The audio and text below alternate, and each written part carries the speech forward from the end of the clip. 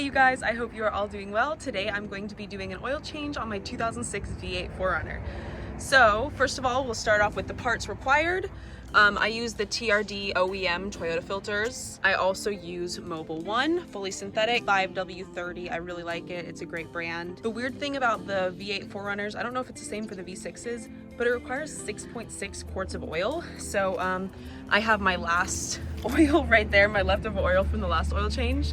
Another really great thing that you will want, obviously an oil funnel, super important, but this little, I don't even know what it's called, but just oil catcher is great. You just put it under the oil spill and then everything drains into that little hole right there. And then you just take this back to AutoZone or wherever you want to deposit your oil and it's done. First things first, on our oil catcher, we're gonna take this off, just the little tab. That way the oil can actually drain into it. You want to make sure that that is unplugged, so when the oil is pouring in, the air is coming out of that hole. When you're done with the actual oil change, you want to make sure that's closed and that's back on, or the oil will spill. This is always the worst part, is just getting under. So the oil comes out of right here. Make sure that you have some of these nearby, because when you're actually taking this off and the oil comes out fast, you're gonna be kind of screwed if you don't have anything to wipe up that oil. So make sure you can quickly wipe the oil off, because you have to be quick. If you're not quick, then again, the oil gets all over. I'm so nervous.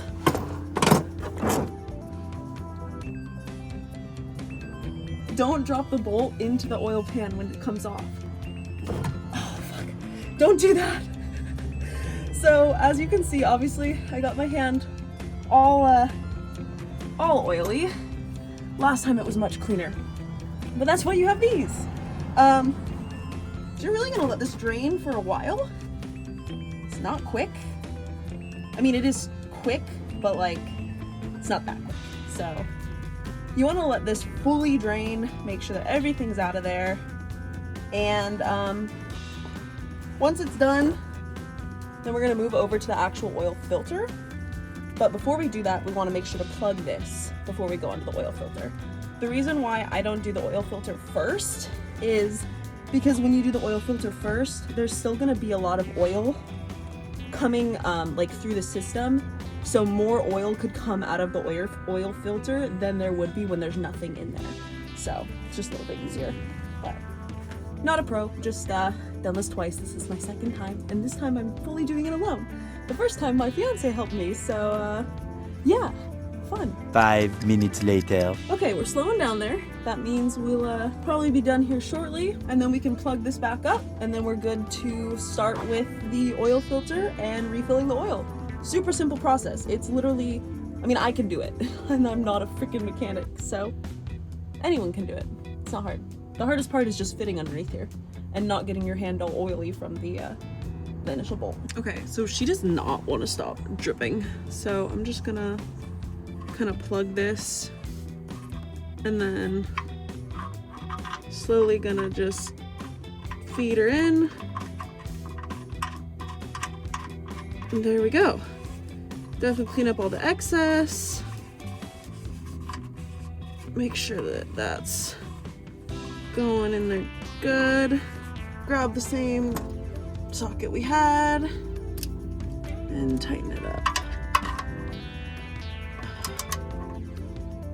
Don't go like too tight to where you're gonna cause issues with the screw, but give it a good twist on there so you have no issues with leakage. Next, we're gonna go to the oil filter. Okay, so once we're done actually getting the oil out, we're gonna use this. You can also barehand it if you want, but this is much easier, especially if yours is on tight. Oil filter is right there. So what you would do, highly recommend that your oil catcher is underneath this as well, because there will be some residue oil that will spill out. So you can just tighten this around and then literally just crank it. So there's the oil that I was talking about. That's why you want your oil catcher underneath. Oh, and mine missed a little bit. Shit. That's fun. All right, pulling that thing off. There we go.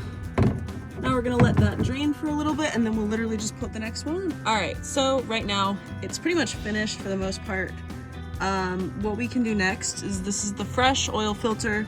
So I'm just gonna go in here and just get a little bit of oil and then just rub it around here. Just kind of gives it some lube. I'm gonna wipe this so that there's no drippage, and then we're gonna put it on. So keep wiping it until you're not getting any drips. That way nothing's gonna drip on the ground once you've actually put it on. Tighten it pretty good, but don't tighten it to the point where it's gonna be too tight. I can't really go much further, so there's no point in just like cranking it. So when it's tight and you're good. Oil right here is all filled. Make sure this is closed. I like to be very clean about this. The guys at AutoZone thanked me last time because they're like, it's the cleanest oil can I've ever gotten.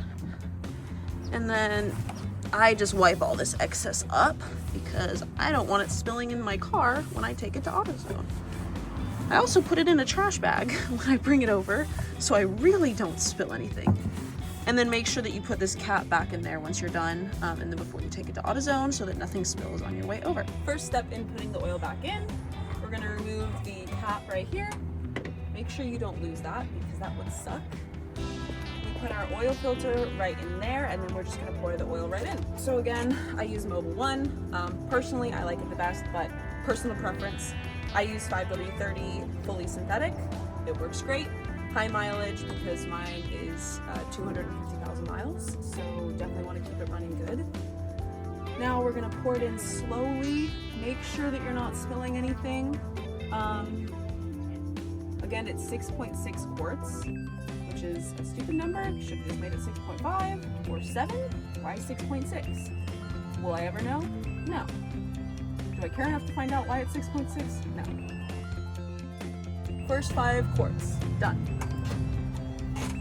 Next 1 quart, going in. And now, if you look on the back, you can see these little lines. You'll be able to tell how much to put in based on that. Altogether, that's 6.6 quarts of Mobil 1 fully synthetic 5W30. Now remember when I said don't forget this? Well, you're gonna need it. Personally, I would grab a paper towel so that when this comes out, nothing is spilling in your engine, and then put this right back over. And there you go, oil change is officially done. All right, so now that our oil change is done, let's start her up and run her for a little bit just to make sure that the oil kind of circulates through, and you're good to go. Thanks for watching, you guys. I appreciate it. Make sure to subscribe and follow for more, but my Instagram is way more active. I post every other day on there. I post a reel and then a carousel post and a reel and a carousel post.